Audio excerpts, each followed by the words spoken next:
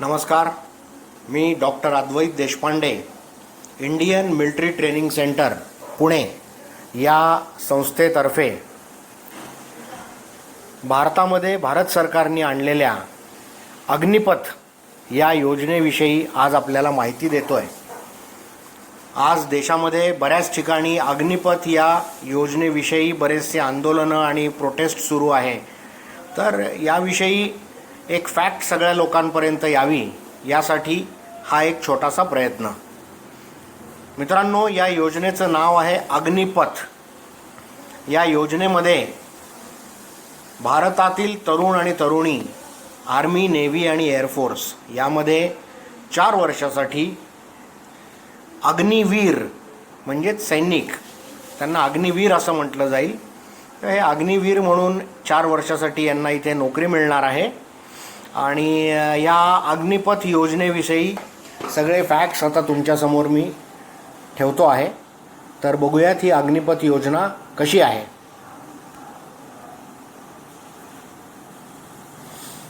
ही बघा, ही जी योजना आहे ही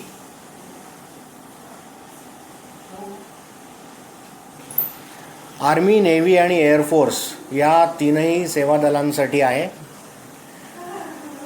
यामध्ये इलिजिबिलिटी जी असते म्हणजे कोणाला याच्यामध्ये नोकरी मिळू शकेल, तर याच्यासाठी स्टार्टिंग सुरुवातीचं वय आहे 17.5 ते 21 वर्ष. म्हणजे 17.5 वर्षापासून 21 वर्षापर्यंतचा कोणीही तरुण व्यक्ती यामध्ये नोंदणी करू शकते. याची जी रिक्रुटमेंट आहे ती अतिशय कडक पद्धतीने रिक्रुटमेंट केली जाणार आहे. जशी आर्मीची रेग्युलर रिक्रुटमेंट होते सैनिक म्हणून. मुळात ही योजना जवानांसाठी आहे. यामध्ये कोणी अधिकारी म्हणून जाणार नाही आहे, तर जवान म्हणून जाणार आहेत. तर जवानांच्या रिक्रुटमेंट पद्धतीने या ठिकाणी रिक्रुटमेंट होईल. याच्यानंतर या अग्निवीरांना ट्रेनिंग दिलं जाणार आहे आर्मीच्या एक्झिस्टिंग ट्रेनिंग सेंटर्समध्ये. आणि त्यांना संपूर्ण देशभरामध्ये अगदी वाळवंटापासून समुद्र किंवा एअर, हवा अशा सगळ्या ठिकाणी देशाची सेवा करण्याची संधी मिळणार आहे. आर्थिक पॅकेजेसविषयी माहिती बघूयात. यामध्ये बघा, आपल्याला पहिलं जे पॅकेज आहे, पहिल्या वर्षी जेव्हा तो विद्यार्थी अग्निवीर म्हणून जॉईन होईल त्याला साधारण 4,76,000चं पॅकेज मिळणार आहे. आणि ते हळूहळू वाढत जात 4थ्या वर्षापर्यंत 6,92,000 रुपये एवढा वार्षिक पगार या अग्निवीरांना मिळणार आहे. त्याचबरोबर यांना रिस्क आणि हार्डशिप याचे आणि इतर काही अलाउन्सेस जे मिलिटरीमध्ये मिळतात, हे सगळे अलाउन्सेससुद्धा या अग्निवीरांना मिळतील. यानंतर ज्या वेळेला म्हणजे यांना एक सेवानिधी मिळणार आहे, तर तुमचं जे काही महिन्याचं उत्पन्न आहे त्याच्या 30% उत्पन्न सेवानिधी जो आहे या सेवानिधीमध्ये 30% हे इंडिव्हिज्युअलचं कॉन्ट्रीब्युशन असेल. म्हणजे तुमच्या पगारातून 30% सेवानिधीसाठी कट होतील. आणि बाकीची जी इक्वल अमाऊंट आहे तर इक्वल तेवढेच पैसे सरकारसुद्धा त्या सेवानिधीमध्ये भरणार आहे. आणि ज्या वेळेला तुम्ही ही योजना संपवून बाहेर याल त्यावेळेला आपल्याला साधारण 11,71,000 एवढा कॉर्पस, एवढे पैसे तुम्हाला सेवानिधी म्हणून 4 वर्षानंतर मुलांना मिळणार आहेत. तर लक्षात घ्या मुलांनो, साधारण जर 17.5ला तो मुलगा जॉईन झाला असेल तर 21व्या वर्षी त्याच्या हातामध्ये 11,71,000 आणि प्लस 4 वर्षाचा पगार, असं अतिशय चांगलं फायनान्शियल कंडिशन त्या मुलाची यामुळे होणार आहे. यामध्ये तुम्हाला डेथ कॉम्पेन्सेशनसुद्धा दिलं जाणार आहे. यामध्ये 48 लाख रुपयांचा लाईफ इन्शुरन्सचं कव्हर प्रत्येक मुलाला दिलं जाणार आहे. आणि एक्स ग्रॅशिया म्हणजे अजून कृतज्ञता निधी म्हणून अजून 44 लाख रुपये. हे जर कोणाचं या सर्व्हिसच्या दरम्यान दुःखद निधन झालं सर्व्हिस करताना, देशाला सेवा देताना, तर त्याला साधारण 48 लाख आणि 44 लाख एवढे जवळजवळ 1 कोटी रुपये त्या विद्यार्थ्याला मिळणार आहेत. त्याचबरोबर उरलेलं जे त्याचं टेन्युअर आहे, म्हणजे या 4 वर्षापैकी समजा 2 वर्षानंतर ही दुर्घटना घडली तर उरलेल्या कालावधीसाठी त्याला सेवानिधीचं जे कॉन्ट्रीब्युशन आहे ते सुद्धा सरकारच देणार आहे आणि त्याला सेवानिधीसुद्धा 4 वर्षांनी मिळणार आहे. डिसेबिलिटी कॉम्पेन्सेशन, जर कोणाचा इथे अपघात झाला आणि त्याला काही अपंगत्व आलं तर याच्यामध्ये त्याला वन टाईम एक्स ग्रेशिया म्हणजे कृतज्ञता निधी सरकारतर्फे 44 लाख, 25 लाख किंवा 15 लाख, म्हणजे 100% डिसेबिलिटी आली तर 44 लाख, 75% डिसेबिलिटीला 25 लाख आणि 50% डिसेबिलिटीला 15 लाख असे पैसे देखील सरकारतर्फे दिले जाणार आहेत. जेव्हा तुमचं 4 वर्षाचं टेन्युअर कंप्लीट होईल त्यावेळेला हा सेवानिधी आपल्याला मिळेल. त्याचबरोबर हे 4 वर्ष संपत असताना तुम्हाला अनेक व्यवसायाभिमुख कोर्सेससुद्धा यामध्ये सरकारतर्फे करता येतील आणि त्याचं प्रमाणपत्रसुद्धा सर्वांना यामध्ये दिलं जाणार आहे. याच्यानंतर जे कोणी अग्निवीर यातून रिटायर होतील 4 वर्षानंतर, या अग्निवीरांना 100% लोकांना रेग्युलर केडरसाठी ॲप्लाय करता येणार आहे. त्यामुळे जी काही प्रोटेस्ट चालू आहे की नंतर तुमचं भविष्य अंधारात राहील वगैरे असं काही होणार नाही आहे. तर 100% अग्निवीरांना या रेग्युलर सैनिक जवान म्हणून तुम्हाला ॲप्लाय करता येणार आहे. त्याचप्रमाणे ज्यांचं परफॉर्मन्स या 4 वर्षामध्ये चांगला असेल अशा 25% लोकांना डायरेक्टली सरकार हे रेग्युलर केडरमध्ये समाविष्ट करून घेणार आहे. याचं जे सिलेक्शन आहे हे सुद्धा रेग्युलर जवानांच्या सिलेक्शनच्या पद्धतीनेच होणार आहे. रिगरस सिस्टीम असणार आहे त्याची आणि रेग्युलर कॅडरमध्ये जेव्हा तुम्ही जाल हे प्रशिक्षण पूर्ण हे अग्निवीराचं ट्रेनिंग आपलं टेन्युअर कंप्लीट करून त्यावेळेला तुम्हाला जवानाप्रमाणेच रेग्युलर फिक्स सॅलरी मिळणार आहे. पेन्शनसुद्धा त्या लोकांना मिळणार आहे. तर मित्रांनो, अशी ही अग्निपथ योजना आहे आणि अतिशय फार सुंदर योजना भारत सरकारने आपल्या तरुणांसाठी आणलेली आहे की जेणेकरून साधारण 21व्या-22व्या वर्षी तरुणाच्या हातामध्ये साधारण सेवानिधीचे 12 लाख रुपये आणि पगाराचे 4 वर्षाचे 16 लाख रुपये असे जवळजवळ 21व्या वर्षी त्याच्या हातामध्ये 12 आणि 16 असे 28 लाख रुपये असणार आहेत. त्याचबरोबर आता सरकारने 10% राखीव जागासुद्धा त्यांना सेना दलामध्ये आणि पोलीस दलामध्ये आता जाहीर केलेल्या आहेत. तर अशी ही संपूर्ण अग्निपथ योजना आहे. आता या योजनेविषयी काही मिसकन्सेप्शन्स, काही मिथ्स आहेत की ज्यामुळे हे आंदोलन केलं जातं आहे. त्या मिथ्स आणि त्याच्या अगेन्स्ट ॲक्च्युअल फॅक्ट काय आहेत ह्याविषयी आपण आता माहिती बघूयात. मित्रांनो, सध्या देशभरामध्ये अग्निपथ या योजनेबद्दल प्रोटेस्ट चालू आहे, आंदोलनं चालू आहेत. परंतु सरकारने या आंदोलकांच्या ज्या काही त्यांचे जे मुद्दे आहेत, ज्या मुद्द्यांसाठी त्यांनी आंदोलन केलेलं आहे या मुद्द्यांविषयी सरकारने एक्सप्लेनेशन दिलं आहे आणि हे वाचून सहजच तुमच्या लक्षात येईल की आंदोलन करण्यासारखं या योजनेत काही नाही आहे. उलट ही योजना आपल्या भारतासाठी अत्यंत उपयुक्त ठरणार आहे. तर या योजनेबद्दल असलेले काही मिथ म्हणजे मिसकन्सेप्शन्स आणि फॅक्ट्स काय आहेत याविषयी आत्ता आपण माहिती बघूया. या योजनेविषयी पहिला आक्षेप घेतला जातो की अग्निवीरांचं भवितव्य हे असुरक्षित आहे. मित्रांनो, ज्या लोकांना उद्योजक व्हायचं आहे अशा लोकांनी जर का हे 4 वर्षाचं प्रशिक्षण घेतलं तर 4 वर्षानंतर जसं यापूर्वीच आपण बघितलं आहे की त्यांना 12 लाख रुपयाचा सेवानिधी आणि जवळजवळ 16 लाख रुपये पगाराचे अशा तऱ्हेने 28 लाख रुपये तुम्हाला वयाच्या 21व्या वर्षी हातामध्ये येतील.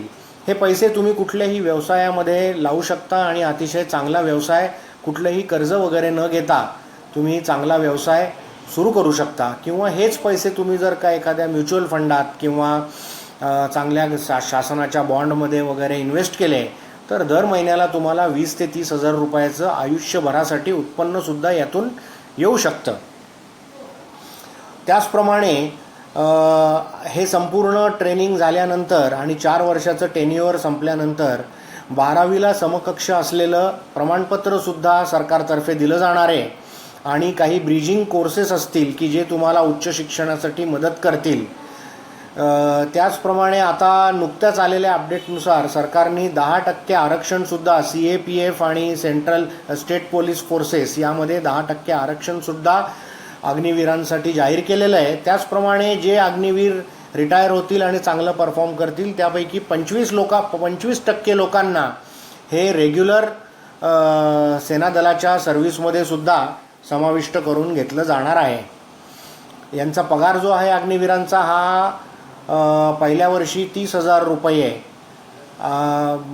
आणि त्यांचे 9,000 रुपये जे असतील ते तुमच्या कॉर्पससाठी कट होतील. 21,000 रुपये हातात मिळतील आणि चौथ्या वर्षी साधारण तुम्हाला म्हणजे दुसऱ्या वर्षी 33,000, तिसऱ्या वर्षी 36,000 आणि चौथ्या वर्षी 40,000 रुपये असा पगार मिळणार आहे. अग्निवीरांना 48 लाख रुपयांचा इन्शुरन्स दिला जाणार आहे. त्याचप्रमाणे त्याला 4 वर्ष पूर्ण झाल्यानंतर सेवानिधी पॅकेज 11,71,000चं दिलं जाणार आहे. आणि जर का काही दुर्दैवाने डेथ झाली तर या 48 लाखाच्या इन्शुरन्स व्यतिरिक्तसुद्धा एक्स ग्रेशिया म्हणजे कृतज्ञता निधी म्हणून 44 लाख रुपये सरकारतर्फे दिले जाणार आहेत.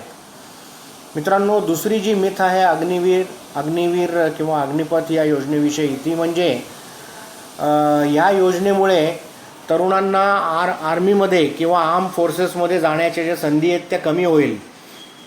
मित्रांनो, उलट सरकारने हे स्पष्ट केलेलं आहे की या योजनेमुळे तरुणांना आर्म फोर्सेसमध्ये सर्व्हिस करण्याच्या संधी ज्या आहेत त्या वाढणार आहेत. या पहिल्या वर्षी फक्त 1,25,000 लोकांचं अग्निवीर म्हणून सिलेक्शन केलं जाणार आहे, परंतु पुढच्या काही वर्षांमध्ये हे तिप्पट म्हणजे 3-4 लाख विद्यार्थ्यांना दरवर्षी अग्निपथ या योजनेमध्ये समाविष्ट केलं जाणार आहे. त्यापैकी 25% लोकांना तर डायरेक्ट रिक्रुटमेंट मिळेल आणि 100च्या 100% लोक हे रेग्युलर जवानांसाठी ॲप्लाय करू शकतात.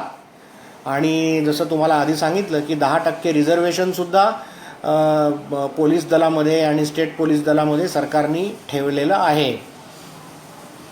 याच्यानंतर तिसरी जी मिथ आहे की अग्निपथ योजनेमुळे रेजिमेंटल बॉन्डिंग जे आहे ते कमी होईल. म्हणजे एका रेजिमेंटमध्ये जे बाबा हा पर्टिक्युलर व्यक्ती माझ्या रेजिमेंटचा आहे हे जे प्रेम त्यांच्यामध्ये असतं हे अग्निपथ योजनेमुळे कमी होईल असा आक्षेप काही लोक घेतात. परंतु एक लक्षात घ्या की रेजिमेंटल सिस्टीममध्ये कुठलाही बदल करण्यात येत नाही आहे. ही अग्निपथ योजना टोटली वेगळी आहे. त्यामुळे यातले जे बेस्ट अग्निवीर सिलेक्ट होतील ते वेगवेगळ्या युनिट्समध्ये रेजिमेंटमध्ये जॉईन होतील आणि ते त्या रेजिमेंटचा भाग बनतील. त्यामुळे रेजिमेंटल बॉन्डिंग कमी होणे किंवा रेजिमेंटल सिस्टीमवर अग्निपथचा काहीच परिणाम होणार नाही आहे. दुसरं आहे की काही वेळेला लोक म्हणत आहेत की या योजनेमुळे आर्म फोर्सेस जे आहेत आपलं सैन्य दल जे आहे त्यांच्या इफेक्टिव्हनेसवर परिणाम होईल. तर मित्रांनो, जे अग्निवीर रिक्रूट केले जाणार आहेत हे संपूर्ण सेनादलाच्या फक्त 3% असणार आहेत. हे लक्षात घ्या, फक्त 3% सेनादलाच्या अग्निवीर म्हणून त्यांना घेतलं जाणार आहे. त्यामुळे सेनादलाच्या इफेक्टिव्हनेसवर परिणाम होईल असं काही नाही आहे. त्याचप्रमाणे त्या अग्निवीरांना डायरेक्टली आर्मीमध्ये 4 वर्षानंतर घेण्याच्या आधी त्यांचं थरो टेस्टिंग केलं जाईल आणि ज्यांचा परफॉर्मन्स चांगला असेल अशा अग्निवीरांनाच आर्मीमध्ये समाविष्ट पुढे करून घेतलं जाणार आहे. त्यामुळे आर्मीच्या इफेक्टिव्हनेसवर कुठलाही परिणाम यामुळे होणार नाही. या उलट दरवर्षी 1 लाख, 2 लाख, 3 लाख जे अग्निवीर घेतले जातील हे अग्निवीर समाजामध्ये इतर नोकऱ्या करत असतील आणि ज्या वेळेला अंतर्गत सुरक्षेचा प्रश्न निर्माण होईल त्यावेळेला एक निमलष्करी किंवा प्रशिक्षित असं सेनादल आपल्याला कायम उपलब्ध असेल आणि यामुळे देशाच्या अंतर्गत सुरक्षेसाठी आपल्याला खूप मदतच होणार आहे. तुम्ही जर का बघितलं की इस्राईलसारखा देश ज्याला संपूर्ण जगामध्ये ओळखलं जातं त्यांच्या डिफेन्स सिस्टीमला, इस्राईल हा अतिशय छोटा देश आहे.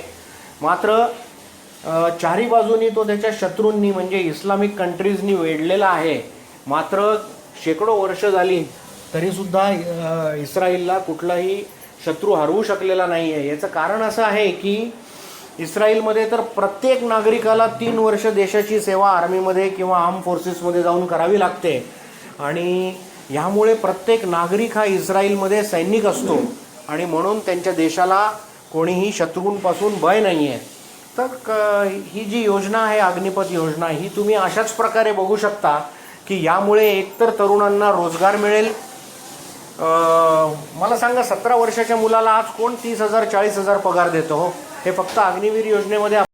मित्रांनो, पुढचा जो आक्षेप या अग्निपथ योजनेवर घेतला जातो तो असा की 21 वर्षाच्या मुलांना जर तुम्ही आर्मीमध्ये घेतलं तर ही मुलं आर्मीसाठी रिलायबल ठरणार नाहीत. पण थोडासा विचार केला तर संपूर्ण जगामध्ये जर तुम्ही पाहिलं की सगळ्या जगातल्या ज्या आर्मीज असतात या तरुणांवरच अवलंबून असतात आणि काहीही झालं तरी पण आर्मीमध्ये कधीही यंगस्टर्स म्हणजे तरुणांची संख्या ही अनुभवी लोकांपेक्षा जास्त होणार नाही याची दखल सरकारने आधीच घेतलेली आहे. आणि साधारण म्हणजे 50-50% हे तरुण मुलं आणि अनुभवी सुपरवायझरी रँकवरचे लोक असं हे पर्सेंटेज राहणार आहे. त्यामुळे अनरिलायबल होईल इंडियन आर्मी अशातला काही भाग नाही आहे. 6वी जी मिथ आहे की हे जे अग्निवीर आहेत हे पुढे जाऊन दहशतवादी संघटना जॉईन करतील की. पण मित्रांनो, एक गोष्ट लक्षात घ्या की जे तरुण मुलांनी एकदा युनिफॉर्म घातलेला आहे 4 वर्षासाठी आणि 4 वर्ष ते देशप्रेमाने पूर्णपणे भारावले जाऊन देशासाठी ज्यांनी 4 वर्ष काम केलं आहे, स्वतःचा जीव धोक्यात घातलेला आहे आणि तर अशी मुलं ही दहशतवादी बनतील हे म्हणणं पण चुकीचं आहे. आणि आत्तासुद्धा बघितलं तर आर्म फोर्सेसमधून हजारो लोक दरवर्षी रिटायर होतात, मग ते काही दहशतवादी बनतात का? तर असं काही नाही आहे. हे अतिशय चुकीचं आणि मला तर वाटतं की हा राजकीय हेतूने प्रेरित झालेला आरोप आहे आणि केवळ सरकारला विरोध करायचा म्हणून हे विरोध यासाठी केला जातो आहे. तर मित्रांनो, या मिथ्सवर कुठल्याही विश्वास ठेवू नका. आणि ह्यामध्ये अजून एक मिथ जी घेतली जाते ती म्हणजे हे अग्निपथ योजना राबवताना कुठल्याही एक्स सर्व्हिसमॅन लोकांबरोबर चर्चा केलेली नाही सरकारने. पण खरी फॅक्ट तर अशी आहे की अतिशय गहन चर्चा आणि थरो चर्चा सगळ्या एक्स सर्व्हिसमॅन लोकांबरोबर बऱ्याचशा केल्यानंतरच ही योजना डिपार्टमेंट ऑफ मिलिटरी ऑफिसर्स यांनी राबवलेली आहे. आणि त्यामुळे ही योजना आपल्या देशासाठी, आपल्या तरुणांसाठी आणि आपल्या भवितव्यासाठी अत्यंत उपयुक्त असणार आहे. त्यामुळे मी तर आवाहन करतो की जास्तीत जास्त तरुणांनी या अग्निपथ योजनेचा भाग व्हावं, देशाची 4 वर्ष सेवा करावी आणि एक छानपैकी पैसे हातामध्ये मिळवावे आणि त्यानंतर उद्योजक बनावं किंवा नोकरी करायची असेल तर बऱ्याचशा ठिकाणी नोकरीच्या ऑपॉर्च्युनिटीज उपलब्ध आहेत. 21व्या वर्षी तुम्हाला कुठेही नोकरी मिळेल, तर नोकरीसुद्धा तुम्ही निश्चितपणे याद्वारे करू शकता. तर अवश्य अग्निपथ या योजनेमध्ये जास्तीत जास्त संख्येने ॲप्लाय करा, सिलेक्ट व्हा आणि देशाची सेवा करा. धन्यवाद. जय हिंद.